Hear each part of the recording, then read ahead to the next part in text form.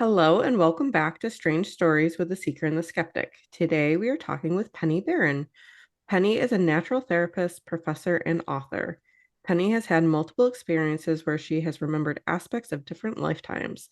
She has used some of these memories as an inspiration for her novel, The Oracle of Ur. Thank you for being here with us today. We are so excited to talk with you.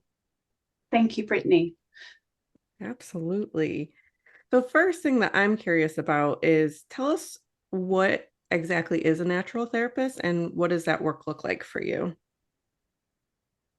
Yes, so my three modalities are homeopathy, naturopathy, and nutrition.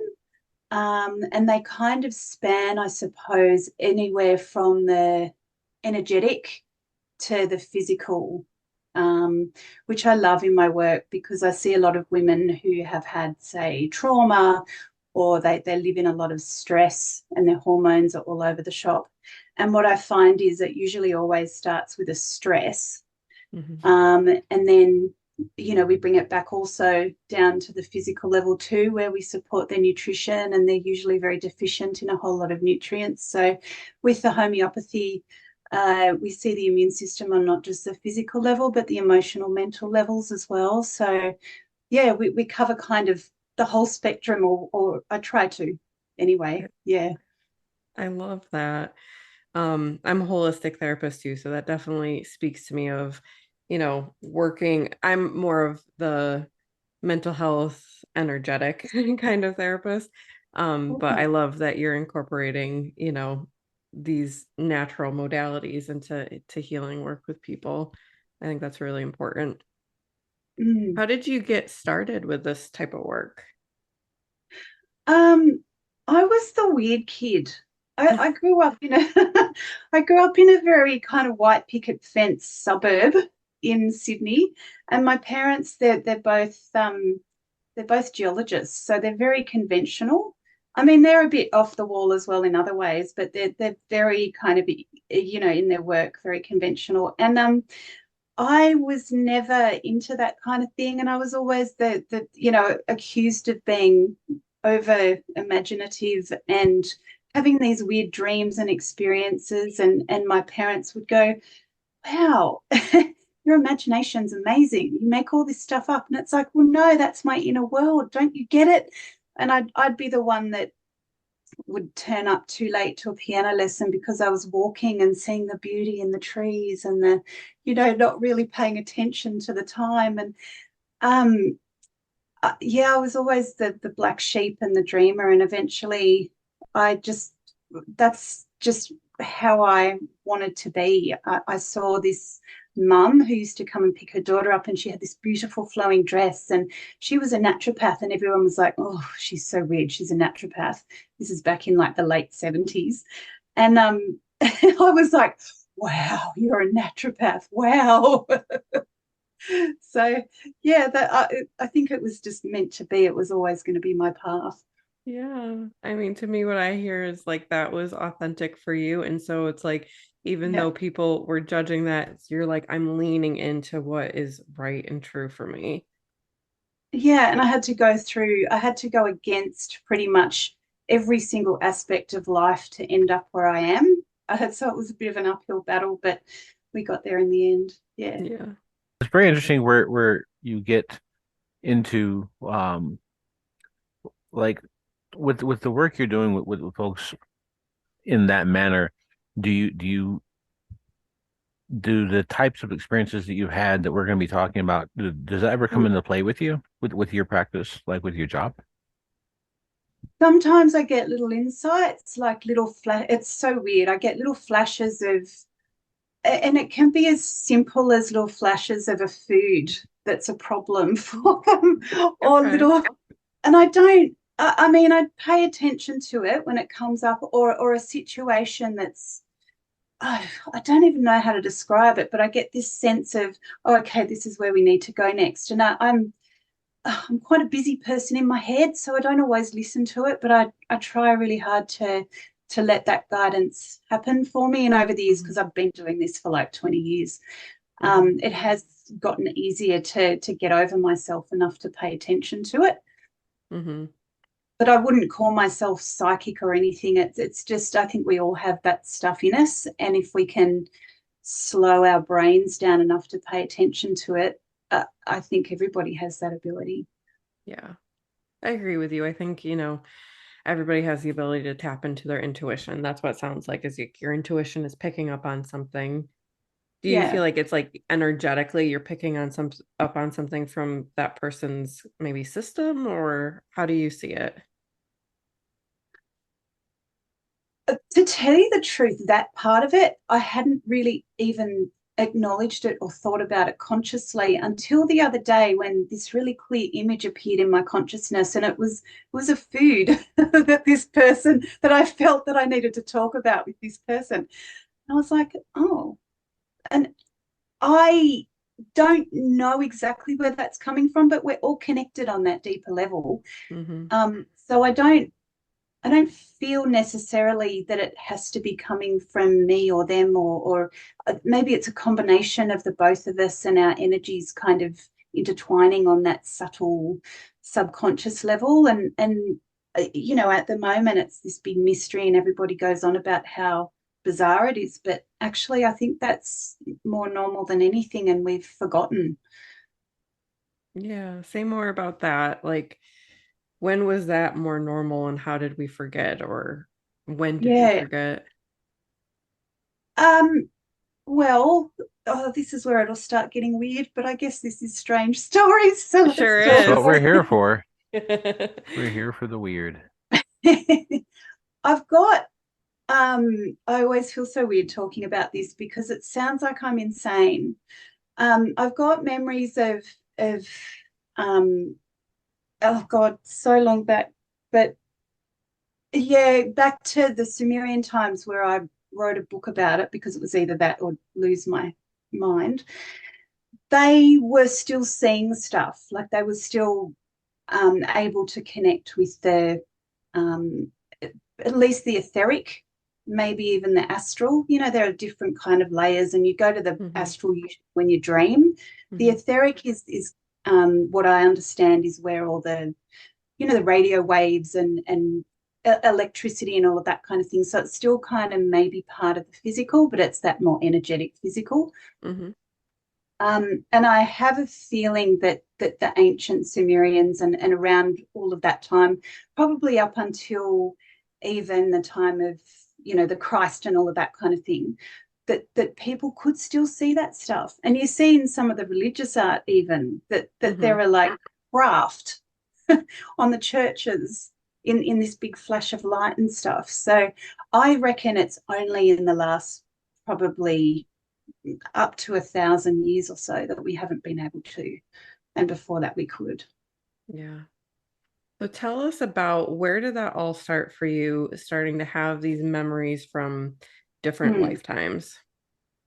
So I've at the time when my third child, when I was pregnant with my third child, I'd been in the meditation group for probably around 10 years. I'm in a meditation group and have been doing a lot of work, in that for a while. Um, and I went through a stage of severe insomnia, like perinatal and postnatal insomnia. So when I was pregnant and after the birth, it was hell. And I'd never wish that on anyone. It was utter hell. I think I was just so depleted.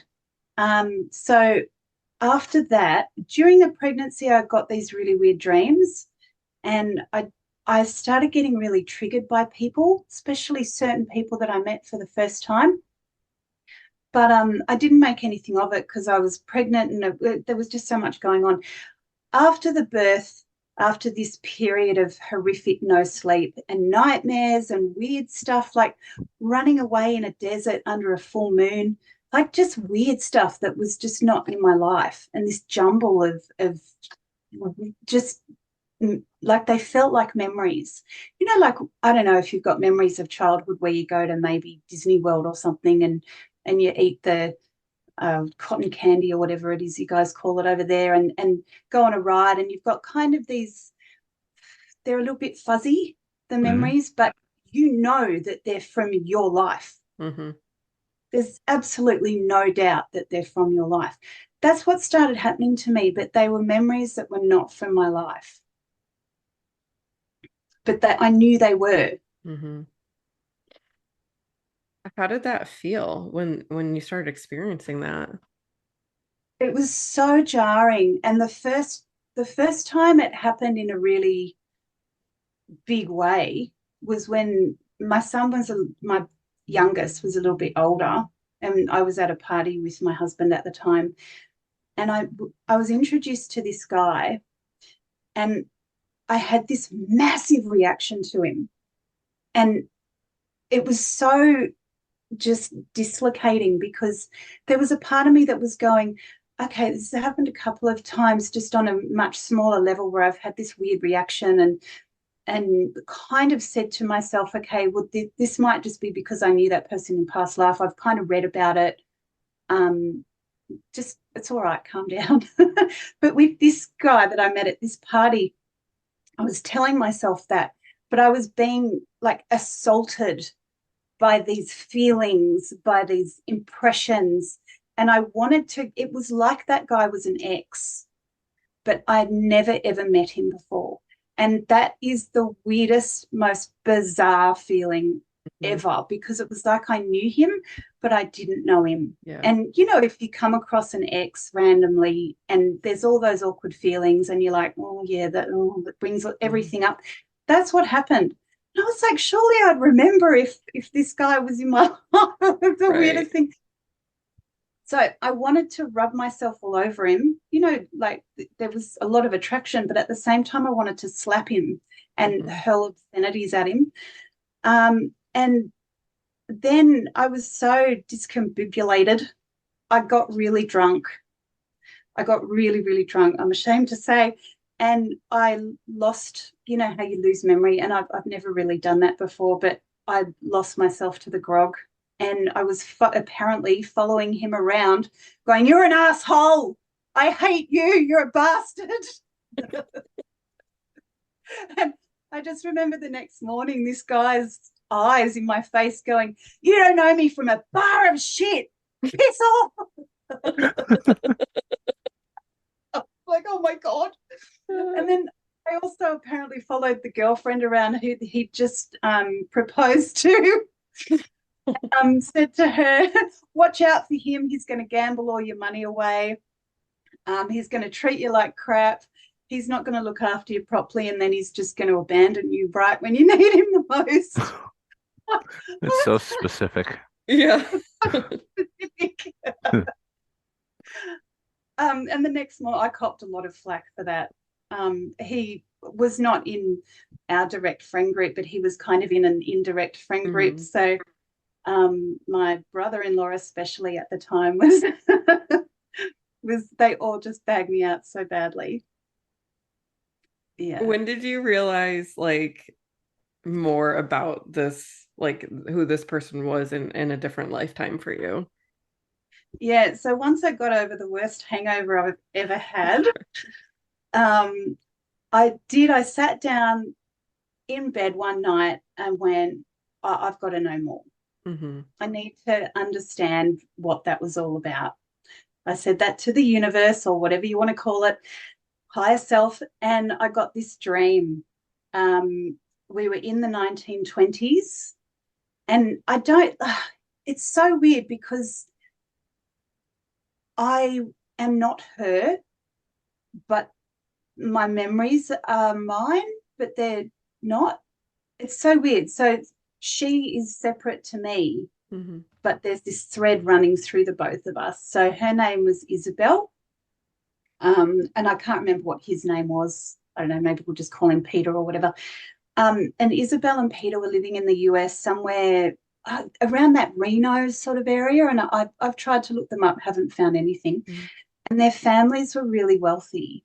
So they were both friends, and they became lovers, and they ended up getting married, from very rich families. And I just remember these little images from the dream of like curtains with peacock feathers hanging off them, and these really rich brocade, velvet, beautiful, like all of those kind of 1920s trappings. And they were around that 18, 19, 20 age. when they got married, and they were both partying, like they were both into partying. Mhm. She eventually, after they got married, huge, massive wedding, you know, all the trappings of the wedding.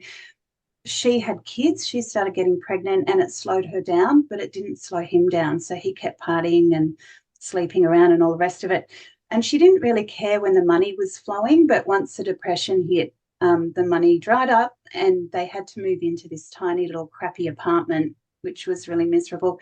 And it didn't slow him down still. And the end of the dream, she was sitting at this table, and it was, you know, those 1930s kind of pocked fake marble tables. It was Mhm. so vivid. And she was holding one of those cookie tins, you know, those metal cookie tins that they Mhm. used to have. And it should have had money in it, and it was empty. And then the back door opens, and he walks in with his pockets sticking out, with lipstick all over his collar, and he was like maggoted, so pissed. And she got up and she pegged the cookie thing at him, and that was the end of the dream.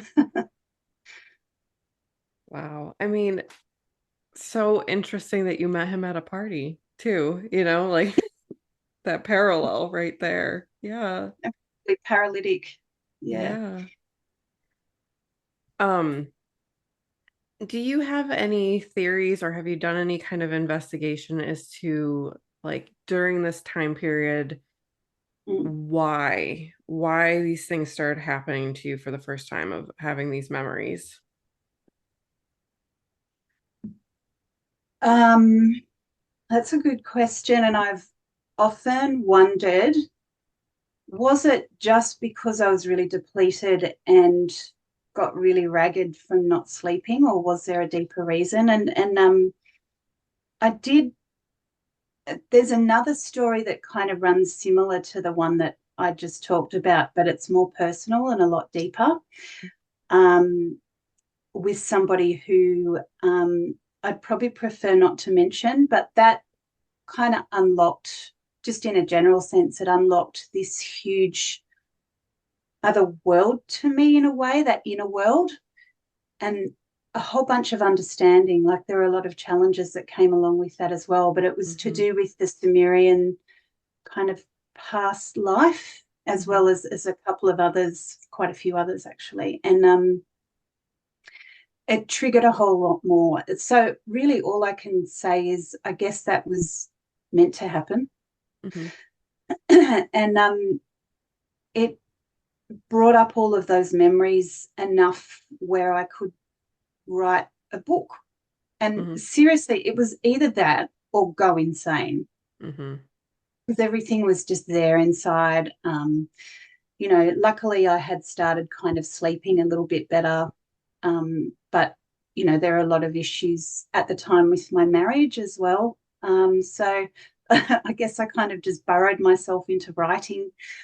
Um, and I really wanted in the book to bring out not just the story of things that happened, but also some of the underlying lessons, I guess, that I'd learned in my life, Mm-hmm. spiritually, life wise, or whatever. And I didn't want it to be, you know, those nonfiction kind of you can do it kind of books. Yeah. Yeah. I didn't want it to be like that. I wanted it to have a bit of grunt, a bit of reality, Okay. Yeah. and to set those principles up in a story rather than proselytizing, I guess. Mm-hmm. Yeah. Without spoilers, can you talk to us about some of those like themes and lessons that are part of the novel? Yeah, big one, karma. Lot of Mm-hmm. lot of stuff exploring karma. A lot of stuff exploring, you know, in ancient Sumer, they had the ability to um, connect with not just humans, but also people of other races, from, you know, like the tablets, the ancient stone tablets that they've carved. And I got really interested in also doing a little bit of research around that. Mm-hmm. And everybody says a different thing. So I thought, right, well, I'm going to make it a fiction, and I'm going to explore it from my point of view as well. And I've had to fill a lot of gaps Sure. like a lot of gaps. But I guess, wanted to explore the potential that we have for making those connections, not just with each other, but with what else is out there too. Some of the other ones are being able to connect also with the higher parts of ourselves, because this society is so set up for, we're just personalities, everything that we can see is all that exists and that's it. Well, that's bullshit. Yeah. Yeah, so I guess just exploring all of that kind of thing, and our connection to whatever you want to call it, whether it's source, whether it's spirit, whether it's the gods as it was back then, that higher intelligence that kind of runs the show, I guess. It sounds very, very fascinating, and I am very excited. We're supposed to be on a book buying ban, but then we interview people, and I'm like, well, I have to buy your book now. So I'm very interested in reading it. That sounds very much up my alley. Thank you. Yeah, it's fascinating. And I think, you're right in terms of like this, like maybe the way it started happening didn't feel great, of you having starting to have these memories, and probably was very like unsettling in a lot of ways. But you're right, like it led you down a path of like healing and greater awareness and being able to write this book. And I think you're right, you were supposed to. That was kind of maybe aligned for you. But as you were talking, I had a memory of my friend Chantel that we actually interviewed on the podcast. I can't remember which episode number it was, but I remember her saying she's a psychic medium. And but she has the ability to kind of like filter things out, put, kind of like blocks up when she does not want to be receiving psychic information. So she Yes. had talked about when she was pregnant and just completely depleted, all of her defenses were down. And so that's kind of what it sounds like maybe perhaps was happening to you too, is like you were just so depleted that what your mind would typically filter out, like that filter was gone, maybe. I don't know. Yes. Yes. And I've seen that before. Well, in my clients as well, when you don't sleep, I was seeing stuff out of the corner of my eyes. Like it was kind of awful. Yeah. Interesting. Yeah. Oh, that's definitely an insomnia thing. I mean, I've read throughout my life, because I've been in insomnia since I was 9 years old. From 9 years old on, I averaged probably 4.5 to 5 hours of sleep a night. And when I was Wow. in my early 20s, there were times when I would go 4 or 5 days without sleeping, or sleeping like an hour or something. And after a while, you do see things that aren't physically there. And then you Yes. realize after a certain number of days of seeing the same things that probably it's not just your brain, because why would it be the same thing if it's just your brain? Why would it not vary? But then Yeah. things, they repeat and they do the same thing. They look the same. So, and I've had many people I've talked to throughout my life experience things like that. I've always kind of thought that, I mean, there's reasons why, people do vigils and go out in the woods with, a couple of gallons of water and no food, and don't let themselves sleep for 3 days, because that produces results. Yeah. Yeah. On the other hand, dreams also produce results. Some of the things you're talking about are things that you've dealt with dreams. And it's interesting to me that you had some of these things unlocked through dreams, and then you wrote a book. There are lots of people. There's actually an author and researcher named Eric Wargo, who's written like 3 books now about things like precognition and the nature of dreams, and how dreams and reality kind of connect to each other from a scientific viewpoint. Super, super interesting stuff. If anyone's interested, that I would definitely suggest checking out Eric Wargo. But he kind of helps connect some of those things as well. And it's interesting to me that you kind of felt a drive to write. A lot of, like, for example, like Ray Bradbury, the science fiction writer from the mid 60s. said once in a book about writing that ideas are poison. And if you have an idea, you need to get it out of your mind somehow, or it will kill you. Yeah. I always thought that was an interesting thought. And it kind of sounded like you kind of felt that way when you were writing that book. Yes, it was quite a cleansing experience. Mhm. I Yeah. guess. And John, being this, you're the skeptic, right? Yeah. But Um, what skeptic means for me is like I'm trying to take this word back from like debunkers, because there's a lot of people who just want to prove somebody wrong, and they say, "Well, I'm yes, a skeptic, and this is why I don't agree with what you're doing." And that's not what skepticism is supposed to be. What yes, skepticism is supposed to be is, all right, you've had some kind of experience. I don't know if I agree with what you think that the reason why is, but I'm not going to say you haven't had the experience that you've had. yeah, yeah, yeah. Oh, I'm just interested to hear, with your lack of sleep and what you were seeing, what your thoughts were behind that experience for you. Well, I I do try not to go to too many conclusions, and my perspective is always going to be colored. We all of our ideas that we have as people are colored by the things that happened to us as a kid. Well, when I Yes. was a kid, my parents were involved in something that was somewhere between a church and a benign esoteric Christian cult. Yeah. Like there wasn't like a compound or AK-47s or anything, but like it wasn't like a regular like church with mass and stuff. It was somewhere in between those things. And a lot of the things that they taught us when I was like 4 and 5 and 6 very much was magical thinking, and also um esoterica, and also new thought, and also Christianity, and also there was a little bit of a cult of personality around the actual person who was running it as well. And so eh, when you grow up in that stuff, that you always kind of have this idea in the back of your mind that reality might not be what you think it is, Mm, because they told you when you were a kid that magic was real. They just didn't call it that. So as I was in my late teens and early 20s going through these things and sleeping 3 hours a night and sometimes not sleeping at all, and out of the corner of my eye, I would see, well, these days you hear a lot of people talk about doing things like DMT and seeing what they call the machine elves, yeah. um those things basically. Long before I ever heard anything about anything like DMT, there's little bipedal humanoid type creatures that would be doing something off to the side. And you can tell it's almost like being able to see around the corner in a way. Yeah. And for a very long time, I was fairly convinced that I was just insane, because Yes, me too.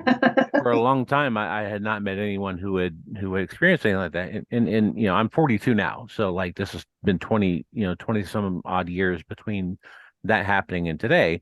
And in the intermediate time, I have met other people who have experienced certain things, and some of them have done it through ingesting substances, and some of them have never touched anything stronger than a beer. So it runs the range of people. Yeah, it's interesting, isn't it? I mean, my childhood, I came from scientists, and my parents were super not into that stuff at all. I mean, my parents don't even really get into fiction much. And if they do, it's like, the crime fiction side of things. And somehow I grew up addicted to fantasy and got into all the stuff I got into. But I will always have one foot in the skeptic camp as well. And John, I think you've nailed that, because, I mean, being a homeopath, I get my fair share of skeptics in inverted commas who just want to attack Mhm. and call what I do a load of shite. But I don't actually think that's a true skeptic either, because they're just negative people who like to take their shit out on others. Yeah. Really. Yeah, they're not like asking questions or trying to dig deeper to figure out like what is the truth. It's just like, nope, that's not real, and just kind of dismissing it, it sounds like. Yeah. And I actually did that with most of my experiences Hmm. without even realizing it. I was just Hmm. because that's what my parents kind of taught me to do. Oh, no, Right. that's just pretend. It was all a dream. It's Yeah. not real. Yeah. What made you stop dismissing it? Um, I felt, oh, when you go to school, and I remember being in primary school and staring off into space and going on one of my little inner rambles, and this kid came up to me and went, "What's wrong with you? What are you doing?" And so that was the start, I guess, and my parents saying, "Oh, you're going to have to come back into reality." And so because I didn't feel normal, I pushed it away, pushed it away, pushed it away. And the more I pushed it away and the more I tried to become normal, the more I hated myself. Mm. And going through school, I mean, I'd had trauma as well, so that further compounded it to make me not normal. I felt really alienated from everybody at school. So, yeah, pushed it all away. And then it got to the point where I was so far away from who I was. I felt this horrific yearning all the time. And I remember at the very darkest of times when I was, must have been about 17, and everything was kind of compounding then. It was a pretty horrible time for me. I had this incredible dream, and I don't even know how to really describe it or put it properly into words, but I went to this place where none of us had bodies, and it there was this incredible sense of connection with everybody and everything, and I was everybody and everything, and they were everybody and everything. So it wasn't just me being the center of it all, but it was. Yeah. But I was not just me, I was everybody. I was the collective, and it was this golden, beautiful, pinkish pearl pulsating just joy. And I remember waking up the next morning going, oh shit, I've got to get back into my crappy, miserable life now, going to school and dealing with these people who I am trying to be friends with, but I'm not normal enough to relate to them. They were nice people, and it felt like almost a torment that I'd been sent this incredible beauty in a dream, but at the same time, I had to deal with all of this other horrible stuff that was going on at the time. And I've never forgotten that dream. And that was kind of almost like my yearning made real in a way. There was like an acknowledgement that, yes, your yearning is yearning towards something real that actually exists inside and inside all of us, I suppose. And I started from there really wondering what else is out there or in there or beyond the personality. And I'd been told every single day, no, it's only the personality. It's only what you can see. Nothing else is real. And once you're dead, you're dead. And I kind of knew on some level that that wasn't real. That wasn't right. And so once I got a little bit more freedom and finished school, I studied at uni for a little while, and then just went, no, I can't handle doing this grind anymore and working at uni towards some kind of good, respectable, solid job so I could earn a living and then maybe one day marry and have children. And that's the formula. And I was like, Yeah. choking to death on the inside. So I went traveling because that yearning and that restlessness, there was something more, something more. And I didn't know what it was because I'd never, unlike John, it was kind of the opposite. I'd never come across anything but Christianity. And that was, oh God, you know, I'm sure there are wonderful Christian groups, but yeah, it just left a lot to be desired, what I learnt in all of my experiences with, Sunday school and religious studies. It just didn't have the answers to the questions I needed to know. And I asked, some really hairy questions to the people who were teaching, and they couldn't answer me, and I must have been a big pain in the butt to them. So I went for a couple of years, and I didn't even kind of know on that level that I was searching. Came back after a couple of years travel and found the college, and I started studying naturopathy homeo. But I had this incredible awakening while I was away just before I came home, I was in the mountains of New Zealand and I was trekking by myself. And this is where it kind of, it really started for me. And I've always had a really busy mind, and I've always escaped to my mind if I'm stressed or whatever. The thoughts just go round and round, and I let myself get taken up by them because that's kind of a good escape. And I ran out of thoughts while I was walking on this track, and I was at the top of this mountain. It wasn't that big a mountain, but I was just standing there by myself, and my mind went quiet. And it was literally the first time I'd ever had a moment where my thoughts stopped in my life. Wow. And all of a sudden it was this thing where everything expanded, and I was the birds. I was the air. I was the mountain I was standing on. I was the valley, and I was huge. I was like this enormous being, and this being was it was really humorous. It had this sense of amusement, and it was kind of me, but it wasn't me. And we were having this conversation, and at the same time I was bawling my eyes out, for the amazing, the awe. And it was telling me stuff like, yes, that little sense of this isn't right. What was going on beforehand was correct, and this affirmation of, yes, I'm on the right track. Yes, I'm going against absolutely everything that everybody wants for me, but I'm on the right track. And it was just so incredible, so affirming. And for a little while after that, I was really open, and I could sense everybody, into everybody, and I could hold a subject in my mind.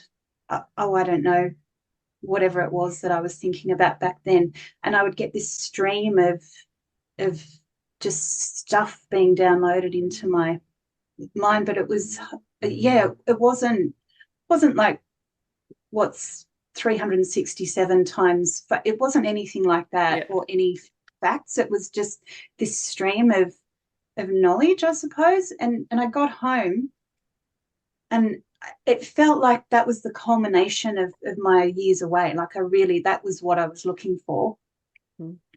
Came home, I was so confronted by seeing into people, because at the time I didn't understand that what I was seeing was aspects of myself mirrored back at me. I was only in my kind of early to mid-20s. I shut it down, and I couldn't cope. But there was always a little part of me that was yearning to go back to that. Yeah. So that was when I got into the natural therapies. And then I, by chance, came across the meditation group as well at the same time. So there's always been this one part of me that is still conditioned to resist all of that and know the only thing is the personality and the physical body, and there's nothing else out there. So that's in a battle with the other side that I know exists, and wishes I could just fall again into that because it was so beautiful. So that's my life. It's this battle between the two, and trying to resolve that in a way where the two can exist in harmony side by side. Yeah.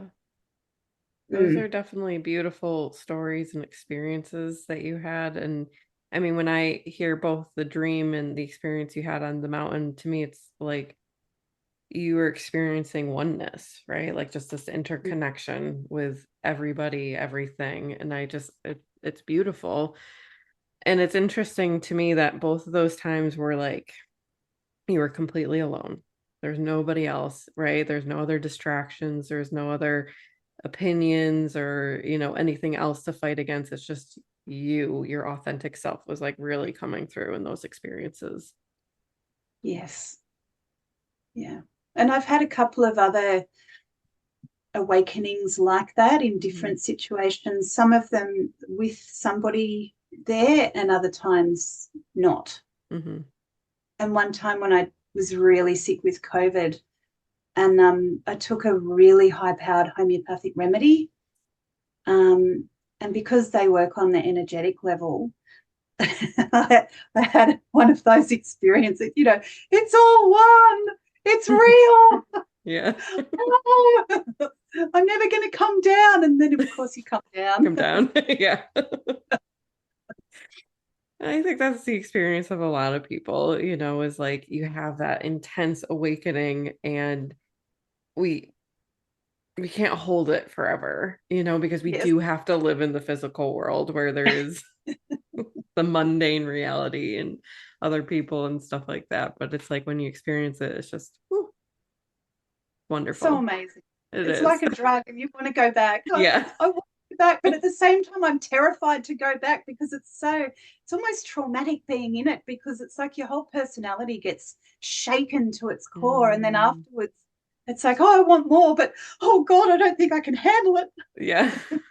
Like you said, like how do I integrate this like into my being, into my physical being of Yeah. this person that lives in the 3D as well. Yeah. Yeah. And then I noticed that my personality afterwards, it holds on even stronger Mm, and yep. won't let any little peek of it out for quite a while Yep. after. Yeah. I mean, that makes sense. It's trying to protect, in the way that it knows how to. It makes sense. Well, I definitely get where you're coming from. Like you tried the Christianity thing, and I think a lot of people do. I think most people do in our culture. Like I mean, it's the most common things you see are people who are part of the Christian subculture, or people who believe in there is no soul and you're annihilated when you die. Mm. And I think that what personally I think that the reason why people gravitate towards those things is those are two different, they're both monoliths within popular culture. And so you can belong to a thing. There's capital A atheists that's still belonging to a thing. It's almost a religion itself. And then you've got, the Christians, and they are a monolith as well. They get to say they belong to a thing. And I Yeah. think that, it's easy to try to hide in something. And I did it myself. I spent 20 years trying to convince myself that none of the things that I experienced in my life were actually things, Yes. and that there's nothing past what's in front of you right now. And I wasn't necessarily successful with it, but I tried for a long time. And We do. it's We try. because it's there's something that's easy about living your life that way. You don't have to ask deeper questions if that's how you live your life. Yes. And I think a lot of You get people, told. that's where they are. You get told what to think, and it's easier that way. Yeah.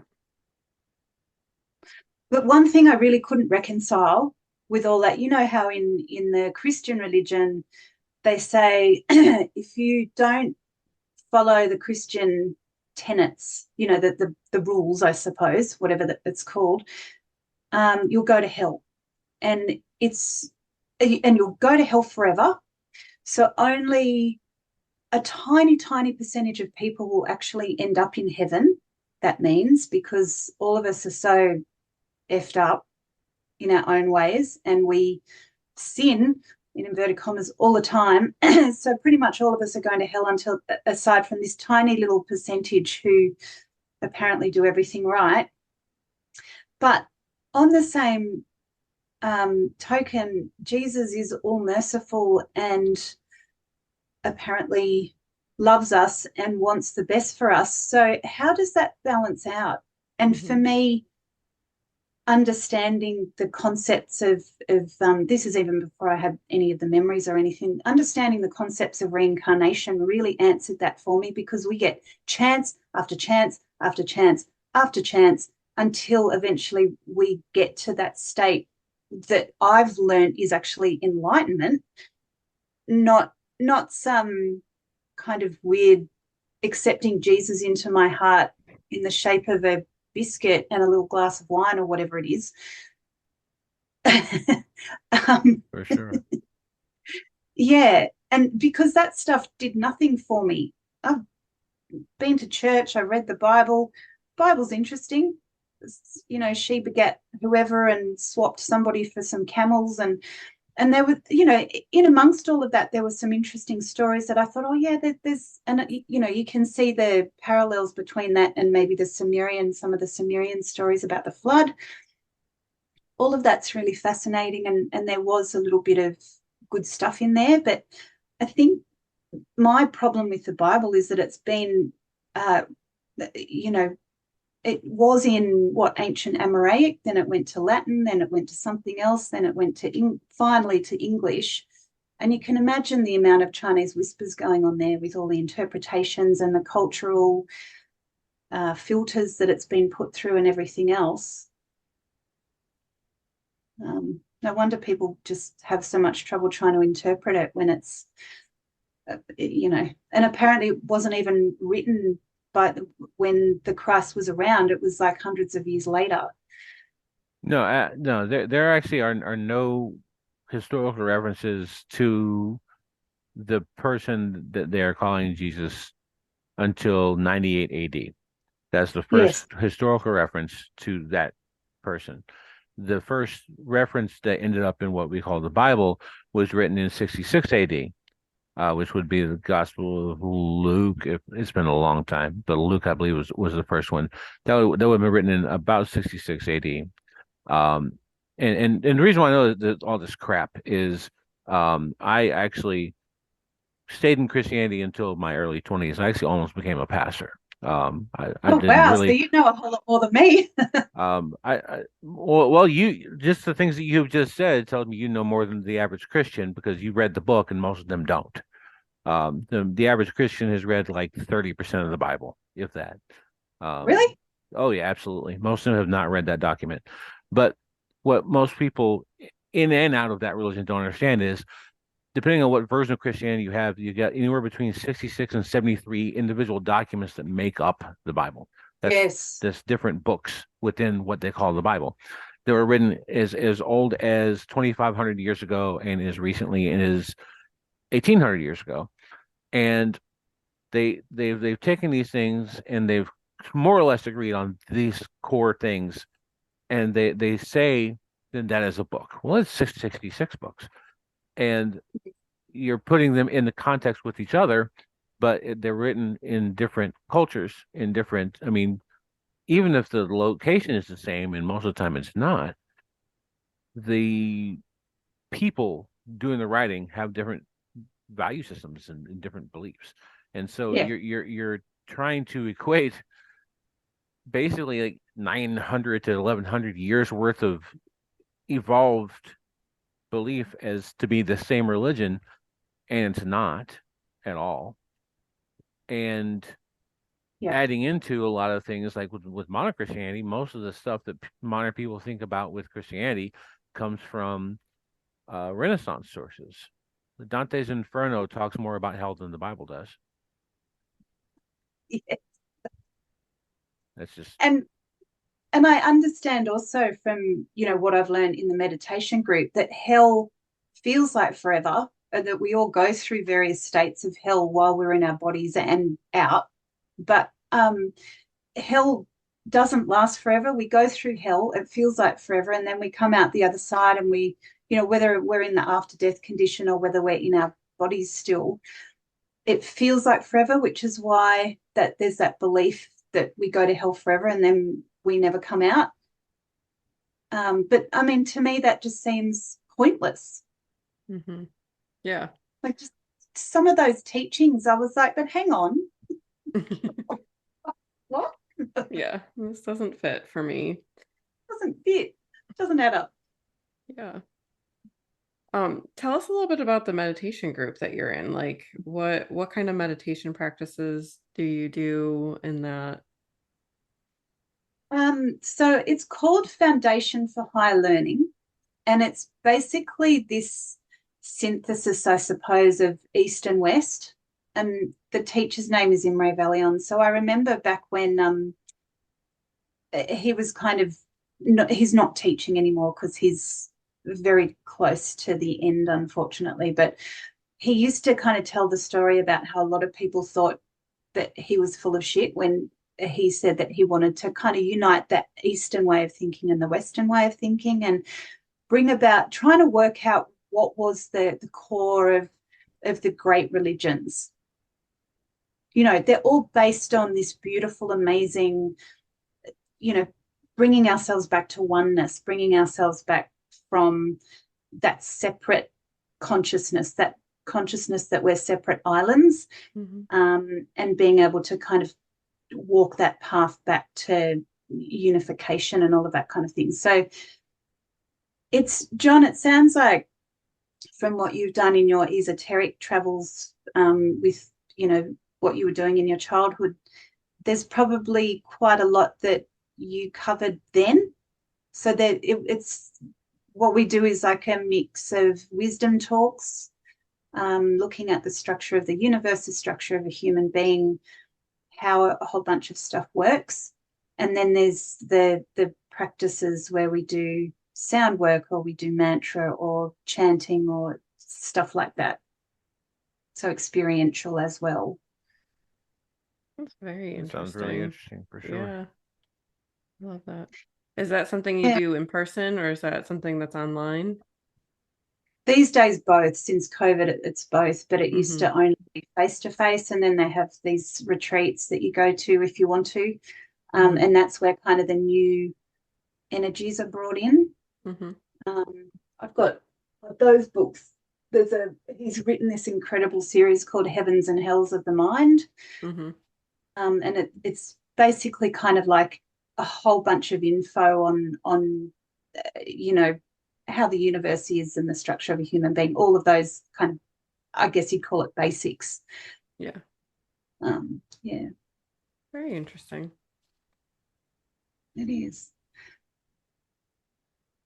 Yeah. And ironically, you know, with the meditation group, the philosophy is all about being in the present. So it's also been really weird for me having all those past life memories and writing about them and doing all of that, and being in a group that's all about letting go of the past and being in the moment, and not going back to the past. So Yeah. but I can't do it any other way. So Mm-hmm. they're, you know, very highly tolerant of whatever you do, as long as it's for the higher good. Yeah. But it's been a little bit strange, that bit. I'm sure. But I mean, truthfully, those memories are coming up in your present, even though they are something from, I don't, and I just kind of have the belief that like time is not linear, right? Like we've talked to a lot of people who Yes. kind of come to this consensus of like time is happening all the time, not in a linear fashion. So it's like those Yes. aren't even really past lives. Those are alternate lives or different lives, right? Like happening in maybe a different dimension that we can't even really conceive of. So, but it's coming Yes. into your present moment now. So to me, you are being in the present. That's how I see Yes, it. that's true. And actually, there was a talk that I listened to the other day, and it was talking about how in eternity, or in the eternal, once you're connected with that, it's exactly as you said, it's all already been done. We're just going through the motions, Hmm. but it's all incorporated into that eternal oneness Yeah. somehow. Our brains just can't work that out. Yeah. I think, our brains just like that linear timeline, right? And that's what we're experiencing here in this dimension. But I think there's just so much more at work that we have a hard time wrapping our brains around. Yes, I agree. Yeah. You had mentioned that one of the memories you had came from Atlantis. So can you tell us about what some of those memories were, and maybe a little bit of like what you remember like in those memories, like what that civilization was like? So I actually have written a book on that bit as well, Okay. but it's really raw, and I didn't focus on that because I was focusing on the other one. I've got a bit of ADHD, so I tend to do like 5 things at once. That one, oh God, was kind of towards the end, that lifetime, and she was around for the fall. And it was funny what came out when I was writing it.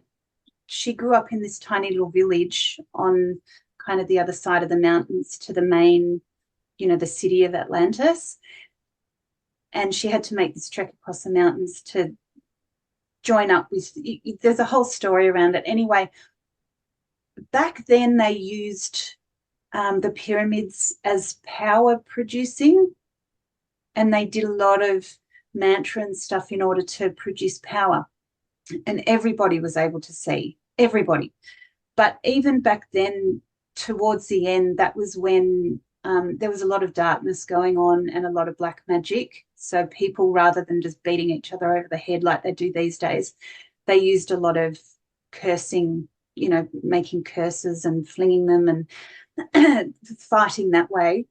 But there were, even then, people were starting to lose that ability.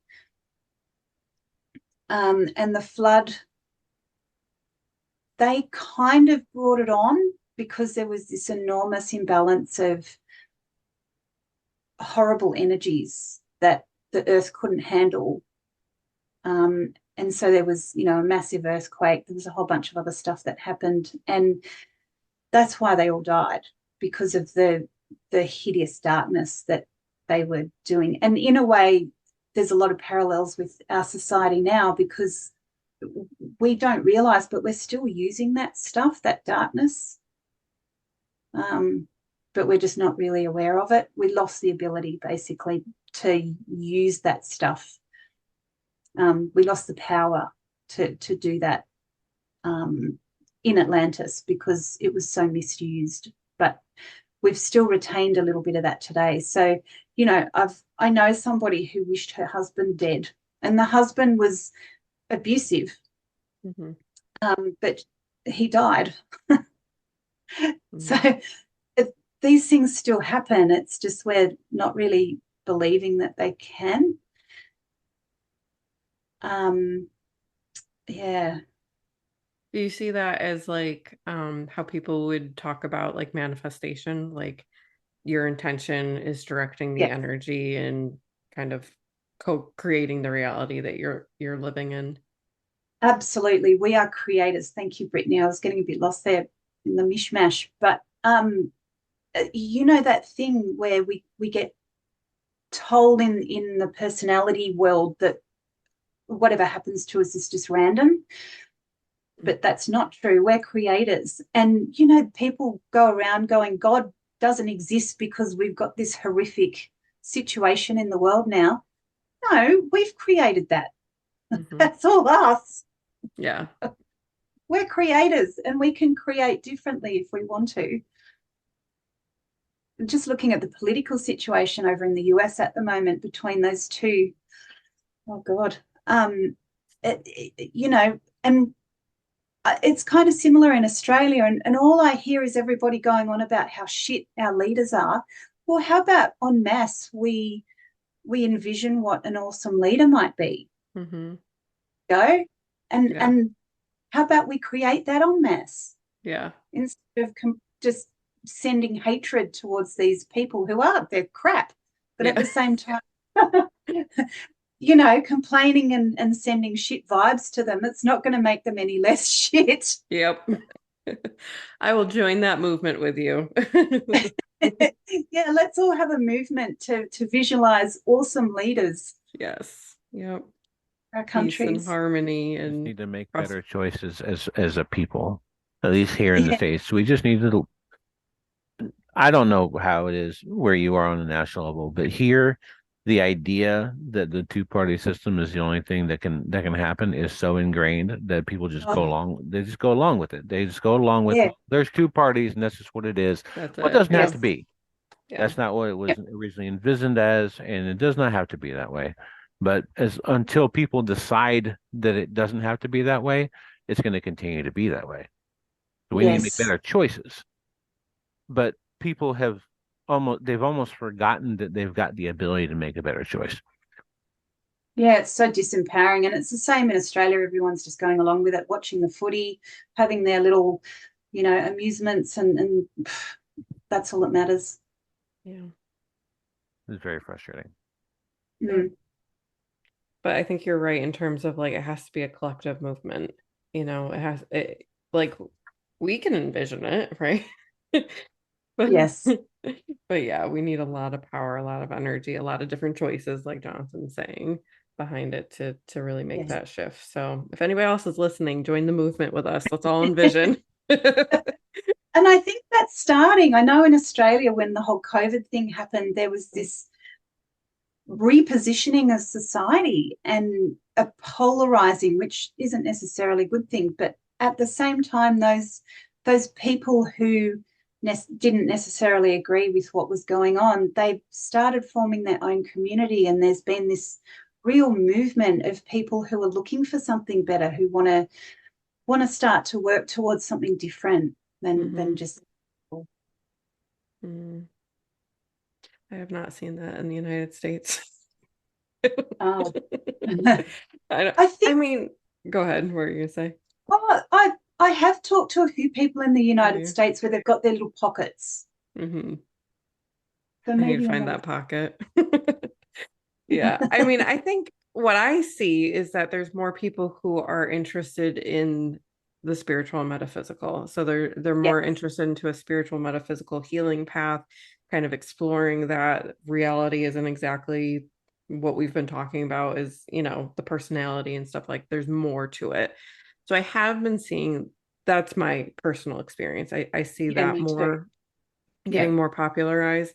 And so I think it just requires like, all right, let's take it the next step further from the individual experience to more of the collective. How do we shift what this reality is like for everybody?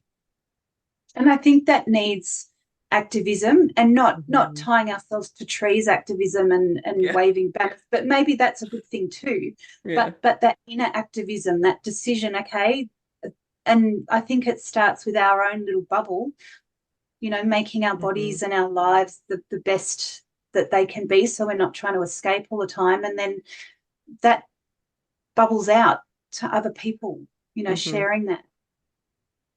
Yeah, definitely agree with that. And people go, how can I do this when it's only just me? Well, you start with you, and then you Hmm. start attracting others who are like-minded, and then it grows. Yeah, I like that. It makes me feel more hopeful. Hopefully. Yeah, that's what we can do, really, isn't it? That's all we can do. Absolutely. Yeah. No, we've covered most of my questions. This has been super interesting for sure. I really appreciate you coming in and be willing to talk in public about this stuff. I've said multiple times through these things that somebody sharing an experience that's a little different might help somebody else realize that they're not crazy. Yeah. Yes. Oh, somebody else has had this kind of dream before, has had this kind of experience before. And yeah, I just really think that it's valuable to have these kind of conversations. Me too. I agree. Thank you. Yeah. Yeah. Thank you very much for sharing, for being brave. So, where can people find your books? I'm up on all the, on Amazon and everything else. I actually was published through Ozark Mountain Publishing. That they're awesome. Actually, they've got some really amazing books. Dolores Cannon, but they Oh, decided to do a fiction branch. uh-huh. So yeah, Awesome. that's where it's published through, and it's yeah, they've put it up everywhere actually. Nice. And book two, so there's three books in a series. So book two is at the editing stage at the moment, and I'm just Nice. starting to write book three. So, ooh, yeah, it's all happening. Congratulations. That's wonderful. Thank That's you. awesome. We will definitely be getting a copy. Thank you. Yeah, and I'm on Absolutely. Instagram and Facebook and stuff, so I can send you the links. Oh, please do. Yeah, we'll link that in the show notes and yeah, we'll link your books and yeah, any other, sites that you have or social media, we'll definitely link for you. Just wanted to say thank you. This has been really fun, and Yeah. I really love talking about this stuff. So I love all of these opportunities now for podcasts and Zoom and all that stuff that we Yeah. can online and have these awesome discussions. So thank you for making that possible. Absolutely. We love it too. That's why That's we what keep we're here. doing it. It's Yep. it's been a huge not something that we knew was going to happen, but it just kind of started happening, and I just love conversations with interesting people. So, yeah, thank you very much for participating, and Thank you. Yeah, it's been really fun. It's been a pleasure. Thank you so much for having me. absolutely. All right, you take care. Thanks, you too. See Mhm. you later. Bye. Bye. Bye.